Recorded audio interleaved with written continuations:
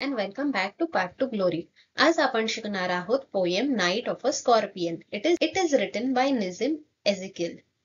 तर ह्या पोएम मध्ये कवींनी त्या रात्रीचं वर्णन केलं आहे ज्या रात्री त्यांच्या आईला एका विंचुआने डंक मारली होती आणि ती रात्र कशी भयानक होती. तिकडच्या गावकऱ्यांनी काय काय अंधश्रद्धेचे विधी केले, त्याच्या वडिलांनी काय काय विधी केले त्याच्या आईला बरं करण्यासाठी, आणि 20 तास लागले ते विष उतरण्यासाठी, आणि शेवटी त्या आईचं मातृत्व ह्या पोएम मध्ये छान प्रकारे वर्णन केलं आहे.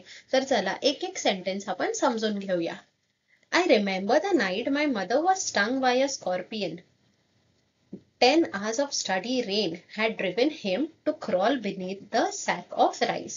तर त्याला ती रात्र आठवण आहे पोएटला ज्या रात्री स्टंग म्हणजेच डंक मारलेलं विंचुआनी त्याच्या आईला. 10 hours of steady rain म्हणजे 10 तास कंटिन्युअस पाऊस पडत होता आणि त्यामुळे ड्रिव्हन हिम म्हणजे त्यामुळे तो स्कॉर्पिओ जो विंचू आहे तो हळूहळू क्रॉल करत म्हणजेच रेंगत एका तांदळाच्या गोणीच्या मागे येऊन लपला.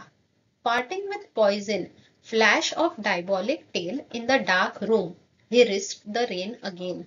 तर त्याची जी टेल होती, जी शेपूट असते विंचुआची, त्याच्यात विष असतं. डायबॉलिक म्हणजे इव्हल सांगितलंय कारण त्याच्यात विष असतं. तो काळोखात आला, त्या रूम मध्ये आला आणि त्याच्या आईला चावला. ओके, डंक मारली.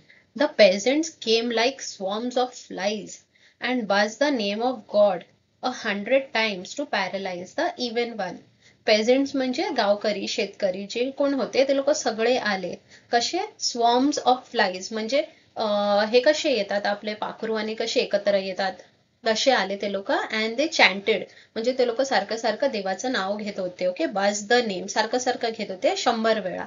To paralyse the evil one, paralyse म्हणजे त्याला स्टॉप करायला. ओके, इव्हिल कोणाला म्हटलं आहे इकडे? विंचुआला. डंक with candles and with lanterns throwing giant scorpion shadows of on the mud baked walls. आता हे जे गावकरी आले हे लोक कवीला कसे वाटत होते की हे लोक लँटेन्स, कॅन्डल, जे बत्ती, जे लँटेन्स, दिवे सगळे घेऊन आलेले, तर त्यांचीच सावली ह्याच्या मड वॉल, मड म्हणजे जी मातीची भिंत असते गावी त्याच्यावरती ह्यांचीच सावली पडत होती आणि ती त्याला स्कॉर्पिओ म्हणजे विंचुआसारखी वाटत होती. They searched for him, he was not found. They clicked their tongues. आता ते शोधत होते, ते बोलत होते की तो भेटू दे, असं काय काय काय काय बडबडत होते, देवाचं नाव घेत होते. ओके, क्लिक द्या टंग्स म्हणजे. With every movement that scorpion made his poison moved in mother's blood, they said. तर ते लोक काय बोलले की तुझ्या आईच्या रक्तात हे जे पॉइझन आहे ते पुढे पुढे होत जाणार. जसा तो स्कॉर्पिओ पुढे जाणार तसं ते पॉइझन सुद्धा वाढत जाणार. तर हा स्कॉर्पिओ भेटला पाहिजे आणि त्याला आपण मारलं पाहिजे असं ते लोक म्हणत होते. May he sit still, they said. May the sins of your previous birth be burned away tonight, they said. तर ते लोक बोलले की तो शांत बसला पाहिजे आणि तो शांत झाला तर तुझ्या ज्या पुढच्या आदल्या जन्मीचे जे पाप होते ते सगळे नष्ट होऊन जाऊ दे. May your sufferings decrease, the misfortune of your next birth, they said. तर तुझं जे पुढच्या आयुष्यात जे दुर्दैव असेल, मिसफॉर्च्यून असेल, ते कमी व्हायला पाहिजे. आता तू जे कळवळते आहेस, तडपते आहेस, त्याच्यानी पुढच्या आयुष्यातलं ते कमी व्हायला पाहिजे, पुढच्या आयुष्यातलं दुर्दैव. Okay.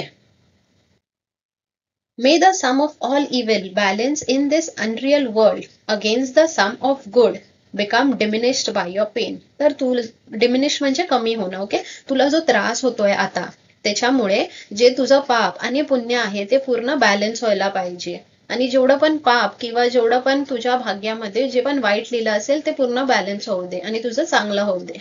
May the poison purify your flesh of desire and your spirit of ambition.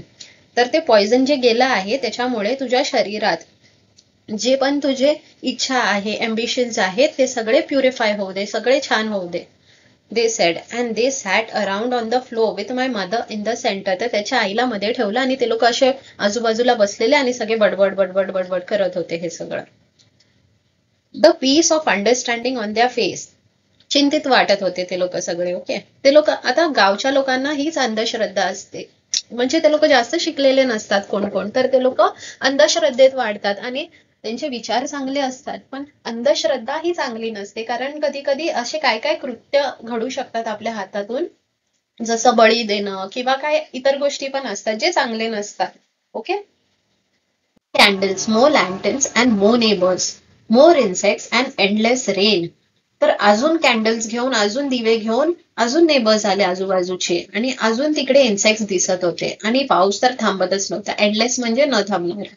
My mother twisted through and through, groaning on the mat. त्याची आई कळवळत होती. मॅट म्हणजे आपली जी चटई असते त्याला मॅट म्हणतात. माय फादर स्केप्टिक, रॅशनलिस्ट. आता स्केप्टिक म्हणजे जे सगळ्या ह्या अंधश्रद्धांवरती डिसबिलीव्ह दाखवतात, त्याच्यावर विश्वास ठेवत नाही. Rationalist, a person who believes in reason and knowledge. तर प्रत्येक गोष्टी मागचं रिझन काय आहे, ते कशामुळे मानतात, हे सगळं त्याचे वडील बघत होते. ओके. ते सगळ्यावरती बिलीफ नाही करायचे अंधश्रद्धावर. ट्राईंग एव्हरी कर्स and blessing, powder, mixture, herb and hybrid. Trying every curse and blessing, powder, mixture, herb and hybrid. He even poured a little paraffin upon the bitten toe and put a match to it.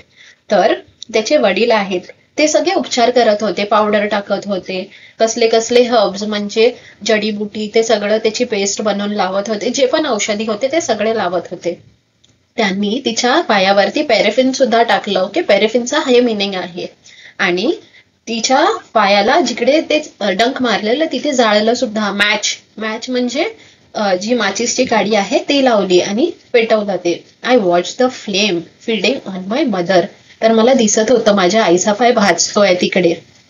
I watch the holy man perform his rites to tame the poison with an incantation. Okay. हा जो poet आहे हा बघून सगळं बसून सगळं बघत होतं की कोण काय करत आहे. इनकॅन्टेशन म्हणजे the chanting of words that claim to have magical power. तर कोण कोण मंत्र जाप आणि सगळं करत होते आणि तिकडे त्याच्या आईच्या बाजूला बसले होते. After 20 hours it lost its sting. तर 20 तासानंतर जे डंक आहे, जे पॉइझन आहे ते कमी झालं. My mother only said, thank God the scorpion picked on me and spared my children. ठीक आहे. तर त्याच्या आईला 20 तासानंतर बरं वाटलं आणि ती काय म्हणाली तिला बरं वाटल्यावर की देवा तुझा खूप खूप आभार की हा स्कॉर्पिओ, हा विंचू मला चावला, माझ्या मुलांना सोडला. तर अशी ही पोयम होती. ह्याचं एक्सप्लेनेशन कसं वाटलं मला नक्की कमेंट करून सांगा आणि अजून काही हेल्प असेल तर नक्की सांगा. Thank you so much.